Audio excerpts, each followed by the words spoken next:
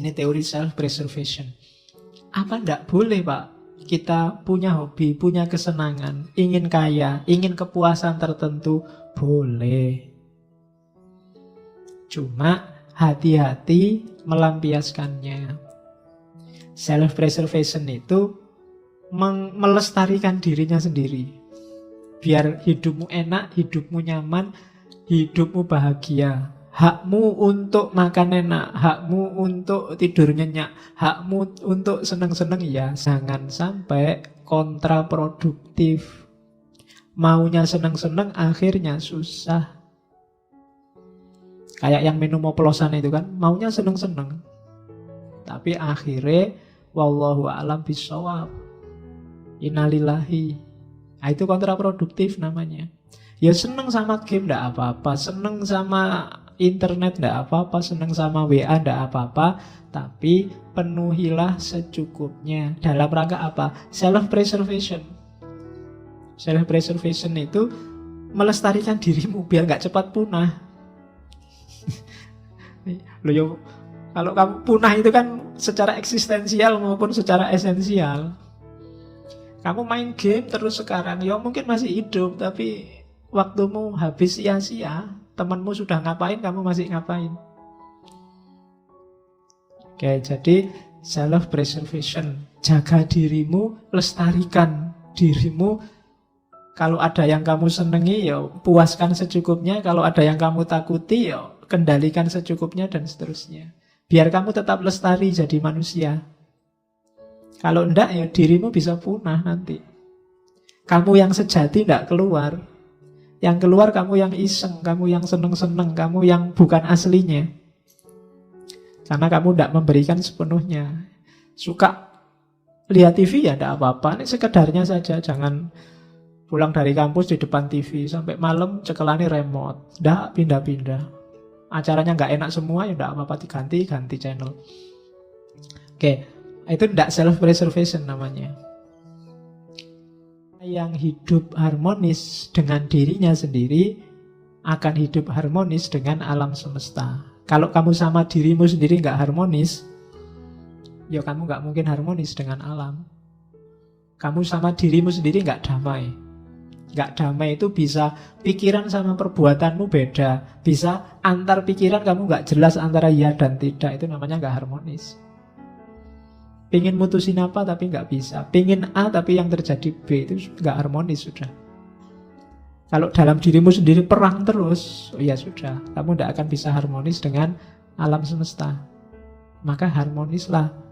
Apalagi sama orang lain, sama dirimu sendiri kamu gegeran terus. Gimana sih aku ini, bikin malu aja. Gimana sih aku ini, kan sering gitu kan. Kok bodoh banget ya aku ini tadi. Nah itu kamu sama dirimu sendiri aja gegeran. Apalagi sama orang lain. Tidak ada yang bisa mengusik kebahagiaan orang yang makomnya sudah wise, sudah bijaksana. Orang bijaksana itu tidak bisa sumpek. Kenapa? Tidak ada yang bisa mempengaruhi dia. Dia sudah kokoh. Uraiannya begini, misalnya, anggap apa wis yang paling bikin kamu tidak bahagia. Wah, saya nggak bahagia karena nggak lulus-lulus. Saya nggak bahagia karena kan banyak itu kamu munculkan di pikiranmu. Terus kamu galau. Kuncinya sebenarnya sederhana. Kamu jadi galau karena macam-macam tadi, karena kamu pedulikan semua itu. Cara paling gampang menghadapi itu semua, nggak usah dipedulikan. Nggak usah dimunculkan di pikiranmu, selesai. Tesisku lho Pak, ndak tadi-tadi. Lah salah mbok pikir terus. Emangnya nek mbok pikir terus tesismu jadi tiba-tiba, kan enggak? Iya kan? Ya udah dikerjain aja tanpa harus galau. Wong yang memang satu-satunya jalan dikerjain. Ngapain energinya double, satu buat ngerjain, satu buat galau? Ya kerjain aja, enggak pakai galau. Yang bikin galau kan karena kamu tampilkan sendiri di pikiranmu, terus kamu sumpekkan dirimu. Kamu sumpekkan sendiri dirimu. Itu yang kuncinya sehingga kamu sumpek hidupmu. Wah ini ndak bisa Pak. Saya mikir nggak ketemu jawabannya. Ya sudah, kalau nggak ketemu ngapain dipikir terus? Wong nggak bisa ketemu jawabannya. Ya sudah, kalau bahasa fikihnya maukuf aja. Kalau ada masalah maukuf, tidak bisa dijawab, selesai. Nggak usah dipikir terus. Wong dipikir jelas-jelas kamu tidak bisa jawab kok. Biarin aja. Nah, jadi kuncinya apa? Biar kamu nggak sumpek, tidak usah dibikin sumpek. Kalau nggak bisa dikerjain, ya nggak usah dikerjain. Kalau bisa, ya kerjain semampumu. Kan cuma itu dok rumusnya. Jadi orang yang bijaksana itu tidak bisa sumpek. Makanya kalau diilustrasikan film-film itu bagian tokoh yang bijaksana kan mesti senyum terus. Nggak pernah merengut karena tidak ada yang bikin dia sumpek. Nggak bisa ya sudah, memang nggak bisa. Oke. Jadi yang bikin kita galau ternyata apa? Ya penilaian kita sendiri. Yang bikin kamu nggak bahagia dirimu sendiri. Cuma itu. Jadi tidak ada yang bisa mengusik kebahagiaan orang yang bijaksana. Orang bijaksana biasanya stabil, tenang, tidak gampang terpengaruh. Karena dia sudah ngerti porsi-porsinya. Tolaklah rasa sakit itu. Dan rasa sakit itu akan hilang. Jangan mau lama-lama sakit. Patah hati misalnya, kasih waktu aja secukupnya. Atau tolaklah. Diputus sih diputus. Tidak pakai sakit sih ya biasa aja. Kemarin berdua, sekarang sendiri. Kan cuma itu aja situasinya. Ya. Kalau kamu nggak mau sakit, tidak akan sakit. Hanya kamu mau sakit sih. Akhirnya dipikir-pikir sendiri, dibikin-bikin puisi sendiri, dibikin terus. Jadi terus kamu sumpek sendiri. Jadi tolak aja rasa sakit itu. Habis dimarahi dosen, sakit hatiku. Lah ngapain? Aku nggak mau sakit. Nggak sakit. Tapi karena kamu mau memasukkan rasa sakit itu dalam dirimu, ya sakit. Jadi reject your sense of injury and the injury itself disappears. Wong kamu baca WA aja kadang mangkel, kadang marah, kadang sakit, lu ngapain? Wong yang bikin ngawur kok, kadang ngarang-ngarang, kadang bohong. Kamu sudah ngerti hoak itu loh, kamu marah. Lah kok mau-maunya kamu menghabiskan energi untuk marah terhadap sesuatu yang tidak ada hubungannya sama dirimu. Kamu sakit tentang sesuatu yang menurut kamu itu tidak benar. Tidak benar kok bikin kamu sakit, ya nggak usah. Jadi reject, tolaklah rasa sakit itu dan dia akan hilang. Jangan mau sakit, jangan mau galau. Kuncinya lagi-lagi ternyata di pikiran. Kamu sendiri yang mendramatisir. Sehingga kasus biasa-biasa kayak film India. Jadi kamu terus nangis, padahal ya biasa aja. Ya kayak kapan tadi apa ya saya dapat WA yang anak kecil ayamnya mati terus dia nangis itu. Itu kan ayam mati biasa, tapi ya karena anak kecil nangis. Kalau kamu ikut nangis juga, itu baru bahaya. Jadi yang kayak gitu kamu nggak bisa menolak. Ada banyak hal yang sudahlah, itu tidak penting. Oke, terus dan itu nanti hubungannya dengan kontrol kita atas keinginan.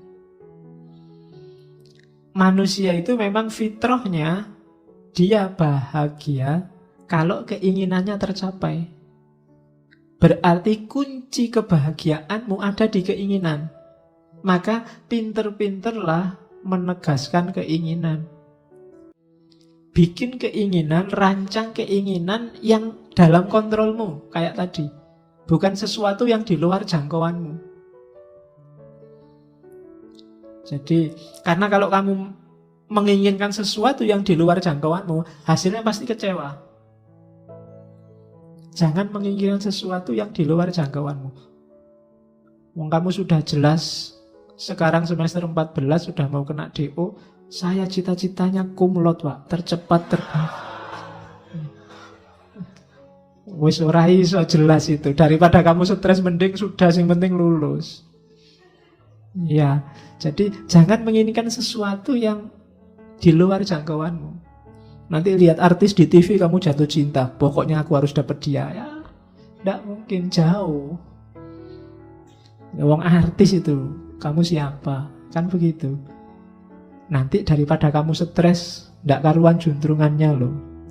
Ya cukup kamu beli kaca aja, lihat di kamar. Oke, jadi jangan menginginkan yang di luar jangkauan. Ukur kekuatanmu. Terus, karena kamu bisa kecewa kalau salah menetapkan keinginan. Saya, Pak, mulai sekarang ingin tiap malam sholat tahajud. Mulai jam 1 sampai subuh. Nggak putus-putus. Wis kecewa mesti kamu nanti. Iya. Kenapa? Mungkin di luar jangkauan wong kamu sholat subuh, ayo. Iya. Jadi inginkan yang dalam jangkauanmu. Itu penting bagi yang tidak ingin stres. Oke. Karena itu, kalau tiba-tiba terbersit apapun yang menurutmu itu di luar jangkauanmu, kalimatnya Stoa apa? You are nothing in relation to me. Kamu tidak ada hubungannya sama aku. Jadi jauh-jauh. Jalan-jalan di mall, lihat orang belanja baju banyak sekali, harganya ratusan ribu. Kamu mau beli kaos 40 ribu aja diwala-walik pintu. Lihat orang itu, you are tidak ada hubungannya sama aku. Kita beda dunia. Nggak usah membayang-bayangkan, menginginkan yang kayak yang kamu lihat. Nanti kamu malah stres sendiri. Jadi kamu harus punya senjata ini tadi. You are nothing in relation to me. Ada cowok cewek pacaran cakep, cowoknya cakep, ceweknya cakep, kamu nonton, kamu jomblo sudah bertahun-tahun. Biar nggak galau apa? You are nothing in relation to me. Kamu nggak ada hubungannya sama aku. Kita dunianya beda. Lo itu lebih simple. Lah daripada kamu stres, mau kamu mangkel marah, malah menghabiskan energi kayak tadi untuk yang sia-sia. Biarin aja lah. Mereka punya dunia sendiri, aku punya dunia sendiri. Aku cukup nonton TV sendirian, di kamar sendirian, makan sendiri, masak sendiri. Oke. Yo, bikinlah nanti narasi-narasi untuk lebih baik sendiri, lebih merdeka sendiri. Sudah apa-apa lah untuk menghibur diri. Jadi inginkan yang bisa kamu kontrol. Untuk yang tidak bisa kamu kontrol, kok tiba-tiba kamu berhasrat, katakan you are nothing in relation to me. Kamu tidak nyambung lagi, kita frekuensinya beda. Gitu aja kan. Lebih nyaman, lebih enak daripada kamu stres. Ada orang dinasehati, baik-baik nggak manut, oh ya sudah, you are nothing in relation to me. Kita beda jalur. Kan gitu. Kamu kan sering begitu, ada orang pikirannya beda sama kamu, terus kamu marah-marahin, dia juga marah-marahin kamu. Frekuensinya beda, dia apa-apain ya nggak nyambung. Tinggal kamu putus saja, ya kita frekuensinya beda. You are nothing in relation to me. Kita beda dunia. Jadi itu caranya untuk bahagia. Kontrol keinginan. Dari situlah nanti kamu ketemu kebebasan. Kalau ada yang tanya bebas itu apa? Bebas itu inginkan yang berada dalam kontrolmu. Jangan inginkan sesuatu yang berada dalam kontrol orang lain. Kalau cita-citamu menginginkan sesuatu yang jadi milik atau dikontrol orang lain, maka saat itu juga kamu jadi budak. Budaknya siapa? Budaknya orang lain yang mengontrol keinginanmu tadi. Kalau cita-citamu misalnya jadi PNS dan menurutmu di luar kontrolmu, maka kamu akan jadi budak orang yang mengontrol penerimaan PNS. Kalau cita-citamu ndak jomblo lagi, punya pasangan, padahal di luar kontrolmu, kamu akan dikontrol orang yang bisa ngasih kamu pasangan atau menjanjikanmu jadi pasangannya. Ya kan? Kalau cita-citamu harta, padahal itu belum waktunya dan di luar kontrolmu, maka kamu akan jadi budak orang yang bisa memberikanmu harta. Namanya jadi nggak bebas. Maka kalau kamu ingin bebas yang sejati, inginkan yang hanya dalam kontrolmu saja. Yang di luar kontrolmu nggak usah diinginkan. Jangankan di luar kontrolnya orang lain, di luar kontrolnya Allah pun jangan ditagih-tagih ya Allah, kok dulu aku anaknya orang desa, mbok aku anaknya presiden, apa anaknya menteri. Ya, kalau kamu yang diinginkan itu, kamu jadi tidak bebas. Kebebasan itu inginkan yang dalam kontrolmu. Jangan nagih sesuatu yang di luar kekuasaanmu. Dan kamu nggak dosa kok kalau hanya menginginkan yang dalam kontrolmu. Tidak apa-apa, kekuasaanmu cuma itu. Agama kan mengajarkan begitu. Kalau kamu sholat, tidak kuat berdiri, ya duduk. Tidak usah iri dengan orang yang bisa berdiri. Yang berdiri juga begitu, jangan iri. Enaknya itu sholatnya duduk. Kalau pengen sholat duduk, sakit dulu. Kan begitu. Masing-masing punya jatahnya sendiri-sendiri.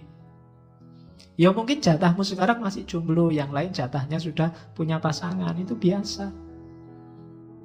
Jadi tidak harus menginginkan yang di luar kuasamu. Kecuali janjane sudah dalam kuasamu, kamu nggak jomblo lagi.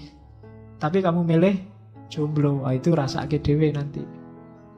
Iya, kamu akan galau mesti. Harusnya kamu ambil, tidak kamu ambil. Jadi bebas yang sejati itu apa? Bebas yang sejati itu menginginkan yang dalam kontrolmu, bukan yang di luar kontrol. Mari kita demo biar Donald Trump gak jadi presiden Amerika lagi. Kejauhan. Hasilnya mesti stres. Jadi ya yang deket-deket lah. Terlalu jauh kalau Donald Trump. Ya orang Indonesia ya presiden Indonesia. Kalau gak kuat ya gubernur, gak kuat ya bupati. Kalau masih gak kuat ya Pak RT, Pak RW misalnya loh. Itu kan dalam jangkauanmu, bukan yang di luar jangkauanmu. Kalau mimpimu terlalu besar, hasilnya kecewa. Atau kamu jadi budak yang bisa mewujudkan mimpimu. Jadi bebaslah. Bebaslah berarti apa? Inginkan hanya yang berada dalam jangkauanmu. Terus yang kedua, lanjutannya kebebasan. Kenapa sih ada yang tidak terjangkau? Ya, karena all can be free internally in mind, none can be free without in body. Kita itu akal sih bisa bebas, cuma mewujudkan isinya akal itu tidak bebas. Kamu mikir apa saja kan bisa, boleh. Tidak ada sanksinya malah. Satu-satunya yang bisa bebas murni itu kan cuma mikir, akal. Cuma mewujudkan pikiran itu tidak bebas. Kita sudah terikat. Kamu mikir seandainya aku bisa terbang ya, bisa di pikiran. Tapi kalau mau diwujudkan, kamu harus punya uang dulu terus naik pesawat. Tidak bebas. Kalau nggak punya uang, ya tidak bisa kamu bisa terbang. Ya, kamu loncat dari atas gunung ya, terbang sebentar. Terus wassalam. Ya kan? Can be free, kita nggak bebas. Kalau mau diwujudkan tidak bebas sudah. Pak saya pengen jadi presiden, bebas. Begitu ingin mewujudkan, itu baru tidak bebas. Macam-macam sudah halangannya, nggak sesederhana mikir. Makanya dulu pernah saya bilang, kebebasan yang sejati bisa dalam pikiran. Dalam hidup sehari-hari, halangannya banyak. Macam-macam, in body. Mungkin kamu sumuk, pinginnya segera kayak gini, pingin nyopot baju, terus kipas-kipas. Senang ini sudah. Tapi kan begitu banyak orang di sini kan kamu nggak bisa. Kalau kamu nyopot baju di sini, yang lain mesti bubar baunya. Lo kan nggak bebas kan kamu nyopot baju akhirnya. Kenapa? Ada yang lain. Tapi di pikiran tadi kamu bebas. Menginginkan itu kan dalam pikiran. Bebas, kamu bisa. Kalau sekedar menginginkan bisa apa saja. Tapi kalau kamu nggak hati-hati, ketika keinginan ini kamu wujudkan, kamu akan dicegat oleh banyak sekali halangan in body. Realitas sehari-hari. Jadi rumusnya di situ. Itulah kenapa biar kamu nggak kecewa, aturlah keinginanmu. Biar nggak terlalu banyak kecewa. Jadi cita-citamu apa sih? Keinginanmu apa sih? Sesuaikan dengan kondisimu. Nggak sesuai juga nggak apa-apa. Tapi ketika nggak sesuai, lahirnya kekecewaan. Pak, saya membayangkan seandainya saya jadi wali, Pak. Nah itu kan orang, ya ora apa-apa, mikir rodok ya ora apa-apa, cuma di pikiran. Tapi kalau mau diwujudkan, halangannya banyak. Jadi rumusnya itu, kebebasan itu bisa dalam kamu mikir. Tapi begitu mewujudkan bebas, kamu akan ketemu banyak sekali halangan-halangan. Karena